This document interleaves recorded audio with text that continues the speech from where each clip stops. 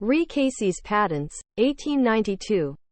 The defendant, Casey, managed some patents owned by the plaintiffs, Stewart and Charlton.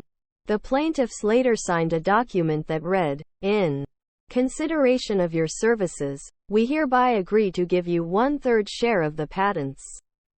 This payment was in return for work Casey had already done.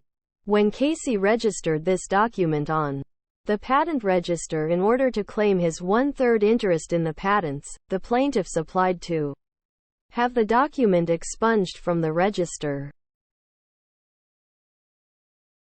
The plaintiffs stated that the document was not a deed and therefore was required to be supported by consideration before it became a valid agreement. The issue was whether what Casey had already done was past consideration, in which case it would not be good consideration, and the agreement to give him an interest in the patents would be void.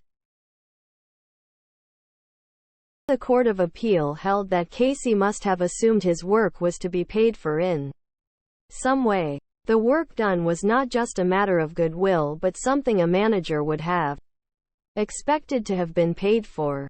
The promise to pay was, therefore, just a crystallization of this reasonable expectation. Bowen L.J. said, I-116. A past service raises an implication that at the time it was entered it was to be paid for, and, when you get in the subsequent document a promise to pay, that promise may be treated as an admission which fixes the amount of that reasonable remuneration.